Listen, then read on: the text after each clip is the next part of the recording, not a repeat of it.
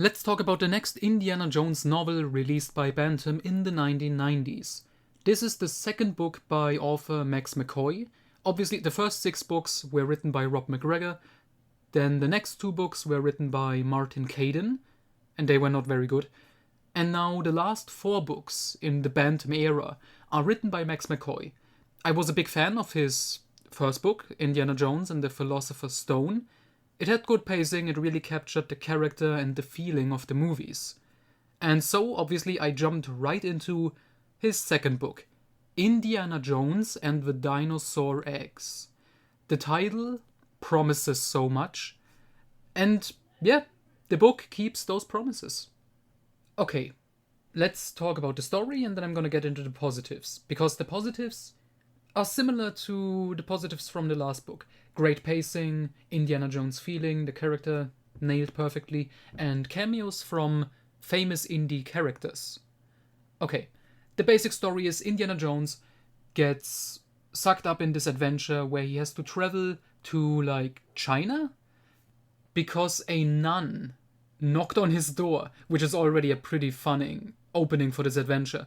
And she's searching for her father, who's like a famous archaeologist guy, and he apparently found living dinosaurs.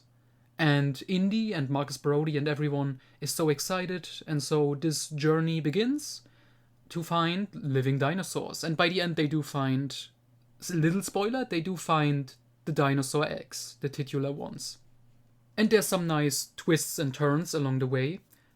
And I already have to spoil some of the cameos in here, because it's insane, and they are early on, so it's not a big deal.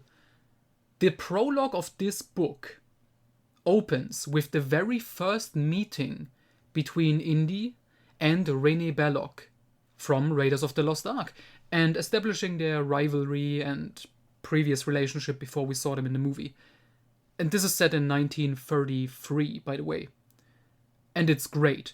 And it also, it's not just like, oh, here's the first meeting of Indy and Belloc, and it's just like, separately from the adventure. This prologue continues the storyline about the female crystal skull that Indy found in the first book by McCoy, The Philosopher's Stone, and that was stolen by the Italian guy, and then Indy wanted to get it back, but someone else stole it. And now Belloc has it in the opening of this book, and he wants to sell it to the Nazis. And yeah, I like it that this storyline gets continued. I think it's fun. It's also a bit weird, because apparently the thing with the crystal skull, Indy wants it because he is cursed after he found it in Philosopher's Stone. Everything he loves will die, which is why he doesn't want to have sex with any of the female love interests that he has in the last book and in this book.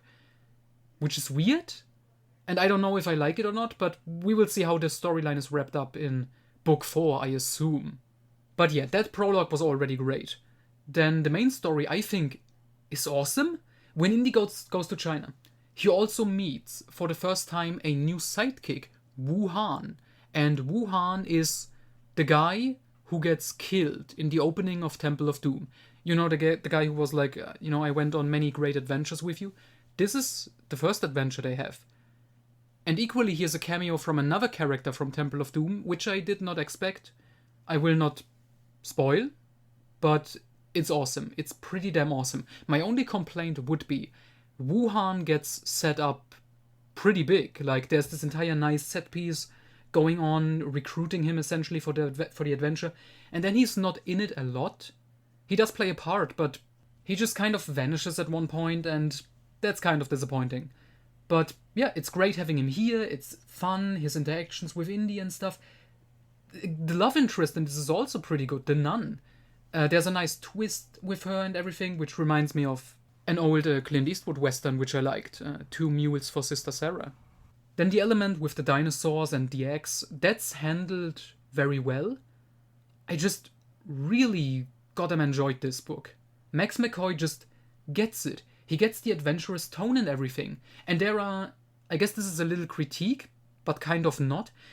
There are many instances in this book where the adventure is happening and Indy and his companions traveled from point A to point B, and McCoy kind of skips around. Like, he doesn't waste time describing the journey from one place to another. He just says, oh, they went there. And you can say, he could have fleshed that out more, and shown us the journey. But I'm just thinking, oh my god, no. After the Caden books, which are so boring and take their time, this is great. It just reminds me of in the movies when Indy is traveling in a plane and we just get like this montage of him, he's flying and we see the world map in the background and stuff. I like it. It's good. I don't want indie books to be 400 pages long. Okay, I appreciate this, fast tempo. That's good. The action is fun, the comedy in here is pretty good. Again, he just gets it. McCoy, definitely, he gets closer and closer with Rob McGregor as like indie book authors. So yeah, Indiana Jones and the Dinosaur Eggs, highly recommended. It's very goddamn fun. And yeah, I'm looking forward to the rest of Max McCoy's book run. We shall see what I think about the next one, because it sounds like it's reusing a concept, which was kind of already used in a Rob McGregor novel, but we shall see. Indiana Jones and the Hollow Earth.